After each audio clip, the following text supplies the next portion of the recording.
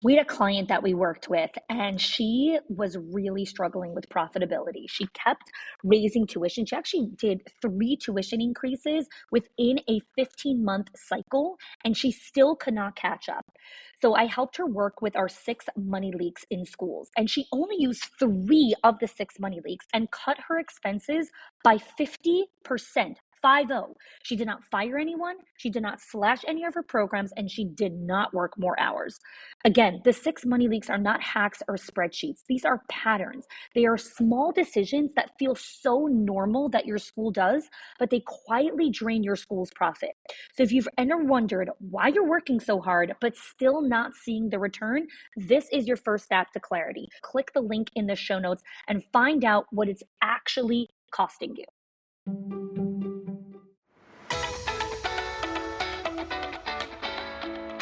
Welcome to the Schools of Excellence podcast, where we have conversations about education, leadership, and building a school of excellence. The goal on this show is to bring you clarity, up-level your mindset, and give you practical strategies and inspiration so you can show up with confidence and trust your decision-making. I'm Chani Olshansky. I'm a mom of 4 under 10, a former New Yorker, and been in the early childhood field my entire life. And I'm so grateful that you've joined me for this conversation.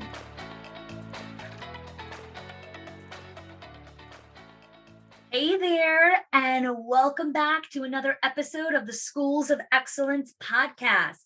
Today is the final episode in our 4-part series of the 4 shields of the difficult conversation. We started a couple weeks ago talking about blaming. We moved on to crying. Last week, we spoke about deflection. And today we're going to be talking about the final shield, victimhood.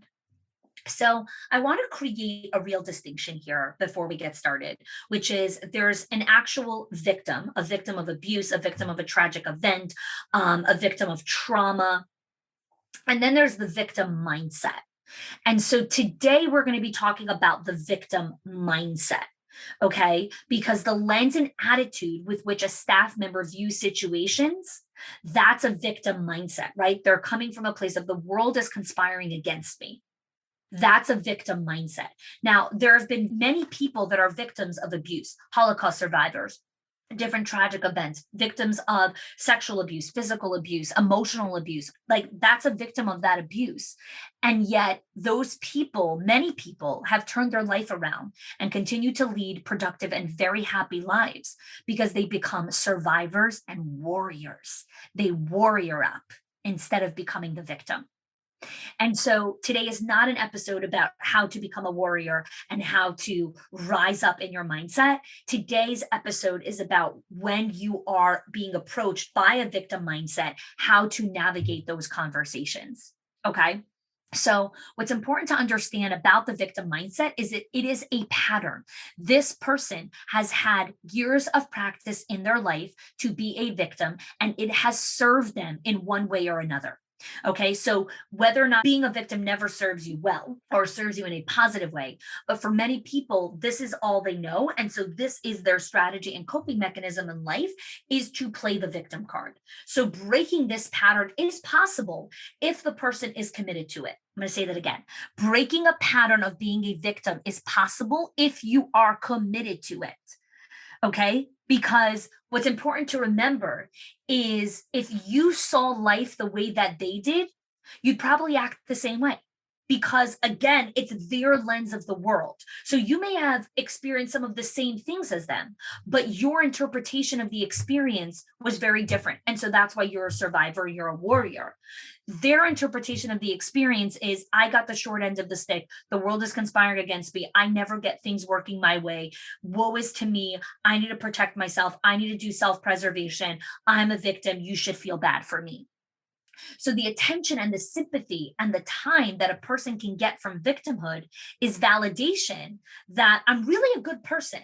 And if circumstances were different, then obviously I would be thriving. Many times people that are playing the victim card get a lot of attention for it. They get a lot of sympathy. And so what they feel like is, oh, I'm really a good person, but my situation is terrible. And if my situation changed, I would be a different person. I would really be thriving. And it's their way of safe face in the midst of kinds of failure. because this way of being was role modeled to them by their parents, by other caregivers, that this is the method of how you deal with things when things don't go your way, or when things don't go, quote unquote, the way that they're supposed to go. This is what you do. You play the victim card, because when you're a victim, you don't need to take responsibility for what's happening in your life. I remember I was having a conversation with a family member, and we were talking about a mutual friend who was really struggling with something. And the family member I was talking to, she's like, I'm done. Like, I don't have any sympathy anymore for that situation that the person's in, because they can pull themselves out of that. They are making a decision every single day to stay in that situation. And so, what's really difficult with the victim mindset is many times the person really is in a trap situation. Many times there really is a specific targeted abuse or mistreatment or marginalized against a particular person. But more often than not, the person is playing the victim card to save face from taking accountability and responsibility. So we tread water very lightly here with the victim mindset, because it's important to remember where the victim mindset is coming from. Okay. So the first thing is, when we're dealing with the victim mindset, is to remove the label of the victim. Okay. Because we don't want to be self-righteous or superior, like, oh, I'm not a victim and they are. Right? We want to come from a place of wanting to support and help them end their suffering, because what's happening is your school is also suffering because of their mindset. Your school culture is suffering because of this mindset. And so we want to come from a place where we're wanting to help them. So we want to remove that label, right? We want to stop looking at them as a victim, and we want to start looking at them as, okay, this is a person that has come on a lot of hard times and needs other strategies of how to deal with failure, with things not going their way, with frustration. They need to learn better strategies of how to deal with disappointment when things don't go their way. These are strategies that we teach in preschool, that we teach in elementary school, that we teach in adolescence. And there are some people that come to grown-uphood, come to adulthood, and are still playing the victim card. When you are a victim, you are a child. Because when you are a grown-up, you have in your power and in your arsenal to find strategies to get out of this place. And if you don't have the strategies in your toolbox, go find them. Find the strategies that you need to take yourself out of this place. And so when we remove the label, we're able to look at the person for who they are. This is a person. This is someone that's on my team. This is an employee of mine. And I want to have the responsibility and the privilege to be able to help them see that there is another way to look at life. There is another lens and perspective for the way that we can look at this. So that's step one. Step two, validate, don't agree. Validate, don't agree. The more you try to use reason or logic with a victim, the more they resist, because it's exactly what it is. It's a mindset. Their mind is set on, I am the victim. Everyone is against me. This never works. My mother doesn't love me. This doesn't happen. My sister isn't going to get along with me. My boss doesn't like me. Validate, don't agree. Two very different things. Okay, so here's what it is. I hear you that you say that you feel that corporate doesn't care about supporting you in your field, and no one cares about doing the right thing anymore. And then I understand what you're saying. None of the teachers on your team want to help you, right? That's validating. Again, what you're saying is, I hear you.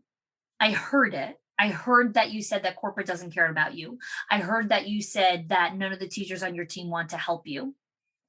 And what I found helpful is, in order to get out of stepping into despair, because we all have moments when we step into despair. We all have moments where we've told ourselves, gosh, if circumstances were different, I'd show up better.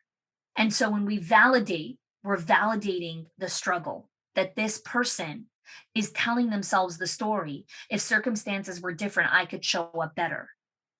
Because what's important to remember is the empathy of this person walks into every situation thinking, if circumstances were different, I would show up better.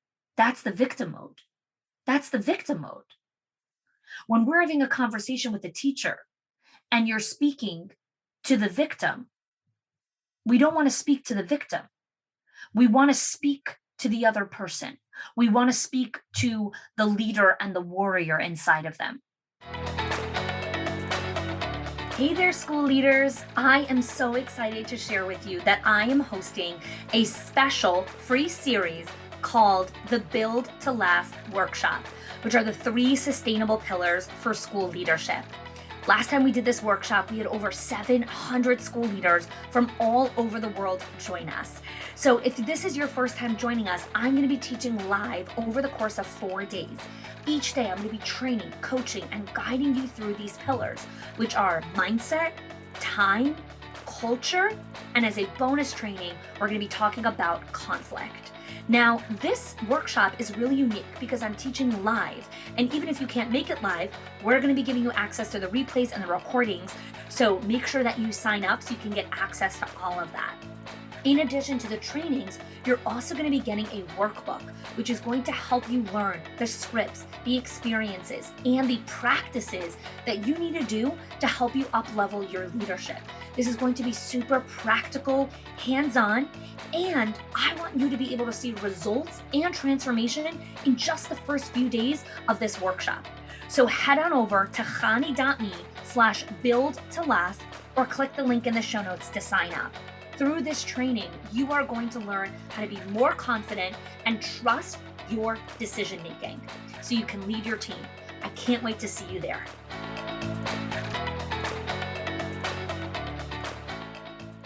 So let's go over this second thing here. Validate, don't agree. We're validating the teacher. I hear you, but we're not agreeing with them.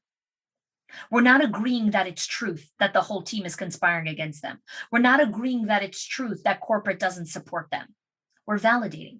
We're showing from that place of empathy, of how difficult it is to walk into situations thinking that everyone is against you. It's so hard. It's really challenging. The third strategy is we want to not speak to the victim. You want to speak to the capable and committed person that is really deep down inside that person, because that's how you can trigger a different response from them. So you could start off by saying, I see this situation's really not great for you right now. Are you interested in a conversation to see some of the strategies to get out of this? I'm going to say that again. You want to speak to the capable and committed person that is really deep down inside of that teacher so that you can trigger a different response. So you're saying, validating, I can see the situation is not great for you. And then accountability. Are you interested in a conversation to discuss some strategies of how we can make it better? Now, when they say, yes, I want to have a conversation, what you've done is you've tapped into level 1 of commitment. You're starting to bring out the committed person inside of them. So when you're stepping into that conversation, there are some things that you could start asking, right? Question 1 is, who are you committed to being known as, regardless of the situation?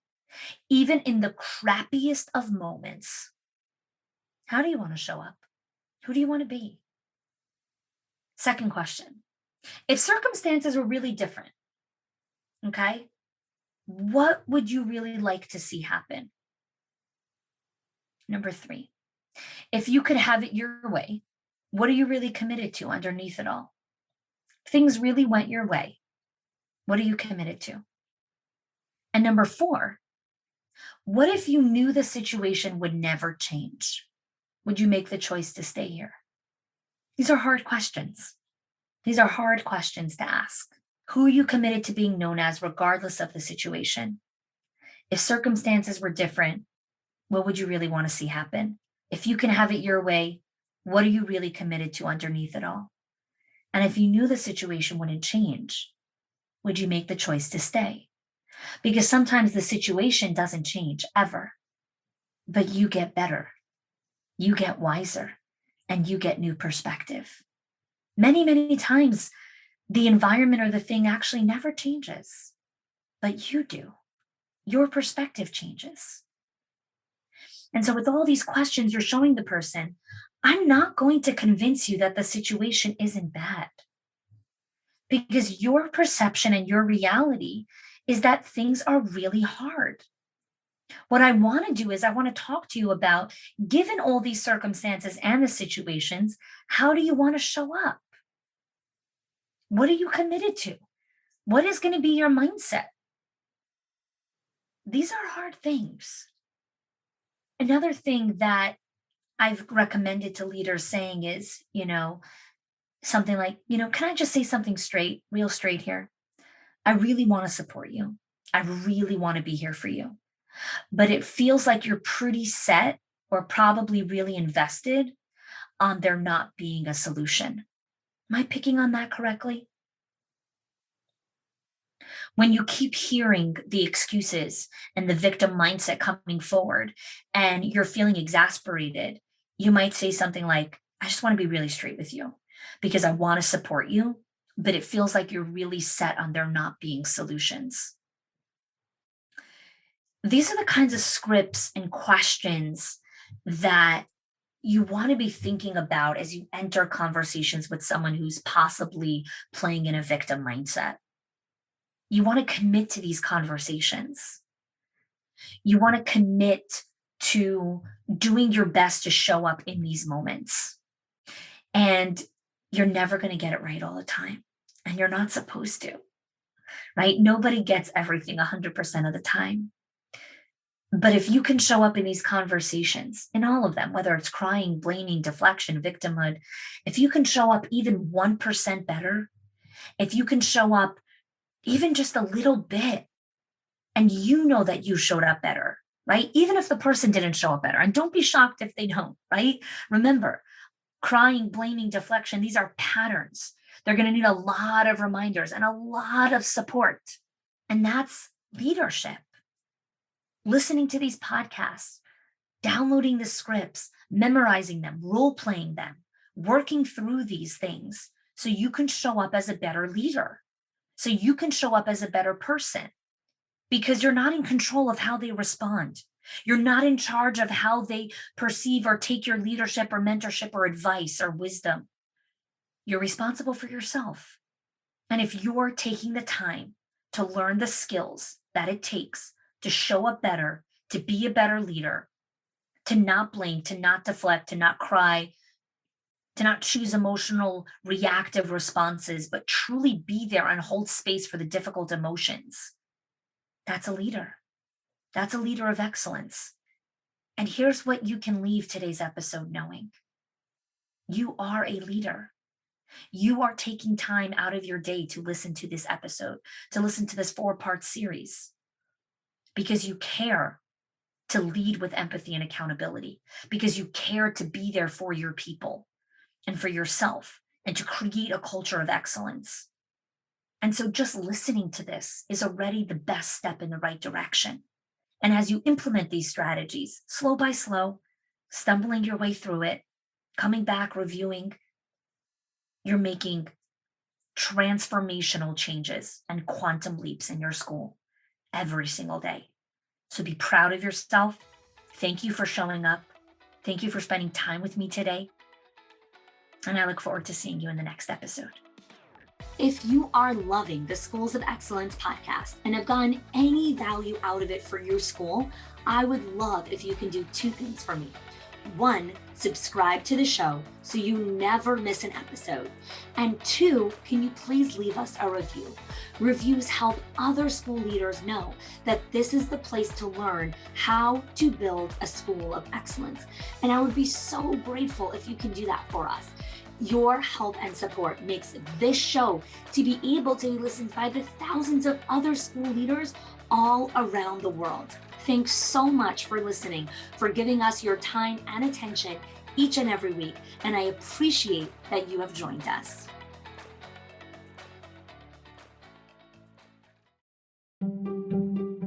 If your accountant has ever told you to cut back on professional development or slash your teacher appreciation budget or your staff development budget just so you could stay afloat, or has told you, hey, you probably can't go invest in that program, please listen.